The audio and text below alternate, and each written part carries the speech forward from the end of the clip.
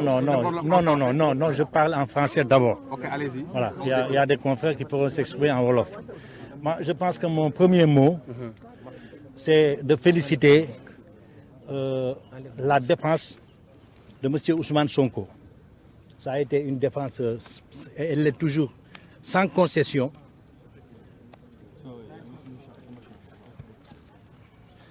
Et qui s'est battue avec les moyens du bord. Le fait aujourd'hui d'avoir pu bénéficier de la présence de nouveaux juges, ce n'est pas un cadeau. On s'est battu et le premier juge a été tout simplement retiré. Malheureusement, nous sommes au regret de constater que nous sommes tombés de Charybde en Scylla. Parce que le premier juge dont nous avons douté de l'impartialité et peut-être de l'intégrité a été plus à cheval sur les principes. À aucun moment, il ne s'est opposé à une demande de suspension, de pause ou de renvoi. Si, les renvois, ça a été discuté, mais il nous a accordé. Et aujourd'hui, notre déception est très grande parce que, franchement, nous sommes tombés sur un tribunal qui a mis à mal les fondamentaux de notre profession. Les confrères, les excellents confrères qui m'ont précédé sont revenus largement dessus. Moi, je voudrais intervenir sur la défense de Sonko, sur un autre plan, ces droits à la défense, qui sont massacrés alors qu'il s'agit de droits constitutionnels, de libertés fondamentales, de tout individu, de tout citoyen. Nous avons affaire à un homme qui s'appelle Ousmane Sonko, en qui s'identifient des millions de Sénégalais et d'Africains à l'extérieur, connus du monde entier, mais dans son pays, on lui dénie tout. On a combattu tout le monde, tous ceux qui lui sont proches, même les maçons, les enseignants, les médecins. Maintenant, c'est le tour des avocats. Un avocat a été gazé, il a frôlé la mort. Ensuite, un avocat hier a été suspendu. Ce n'est pas le lieu d'en parler. Mais notre excellent confrère Ousseynou Fall, qui a été suspendu hier, de toute façon, il bénéficie de la présomption d'innocence. Il sera défendu comme il le faudra, Inch'Allah. Et nous ne doutons pas qu'il va tirer son épingle du jeu. Parce que ce qu'on lui reproche, c'est peut-être un seul mot, qui est la forfaiture. Et aujourd'hui, nous avons vécu la forfaiture avec un autre. Absolument.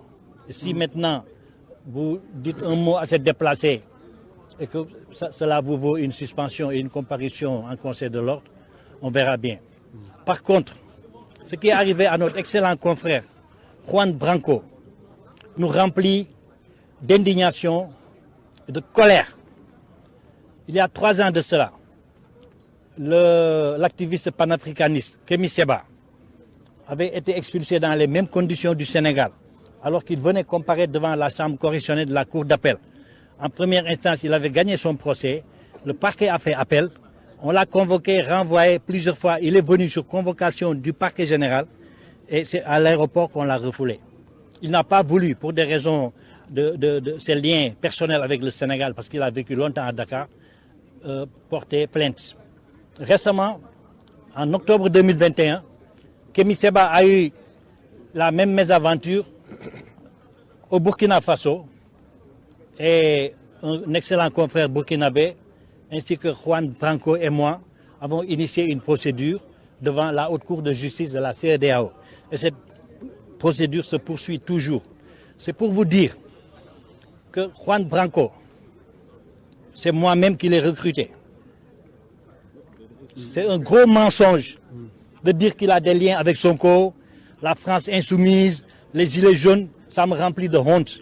Il faudrait que les gens renouent avec l'honnêteté. Le confrère français qui est là, à qui nous souhaitons même pas la bienvenue, parce des histoires. Aujourd'hui, on a vu la conséquence de Karim Wade.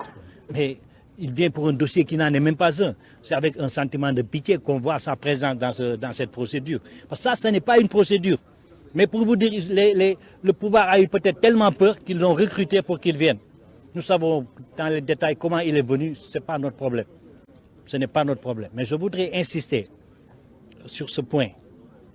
Sonko ne connaissait Juan Branco ni d'Adam ni d'Ève. Et je peux même ajouter qu'il ne le connaissait ni ni des dents, ni des lèvres. Il faut qu'on arrête de diaboliser Ousmane Sonko. Il a d'autres préoccupations que de s'allier avec le diable. Si tant est que ce garçon est le diable, ce garçon est un des plus valeureux avocats du barreau européen dans le monde actuel. Pourquoi l'avoir recruté, maître? Pourquoi avoir fait appel à maître? Madame, qu'est-ce que vous appelez recruter? D'accord, donc je vais revenir. C'est pas un lapsus, c'est pas un lapsus. C'est pas un lapsus. Recruter. C'est le terme que vous avez employé. Voilà, d'accord. Mais si vous le répétez, parce que j'ai déjà lu ce mot, que je l'ai repris comme ça dans un de vos...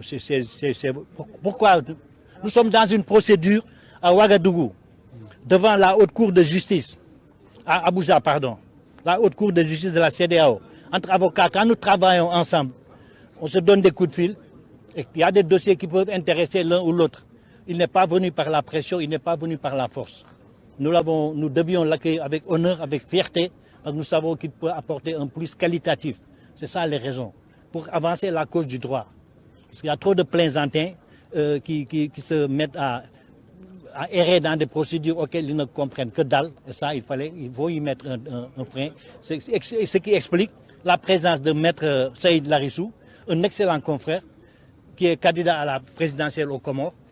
Maître Kam qui est là également, très réputé au pays des hommes internes comme une des grandes valeurs du barreau africain. C'est ça la tradition. Nous tous, nous allons plaider dans d'autres pays, même en Europe, s'il le faut.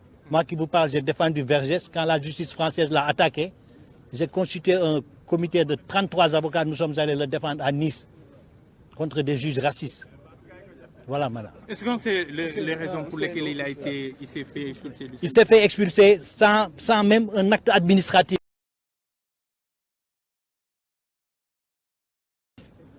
Il s'est fait expulser par l'État. L'État, dans des conditions que nous déplorons. C'est arrivé avec Kenny. Ces choses-là, on ne doit pas les taire parce qu'on ne doit pas assister à leur renouvellement. C'est honteux. Je n'en dirai pas plus. On va donner la parole à Maître Ngom. Les actes que vous allez poser maintenant. Quels sont les actes que vous allez poser maintenant? Alors, ñu ngi leen di gërëm yéen ñëpp. may wax rek ne li xew tey dafay firndeel kese donc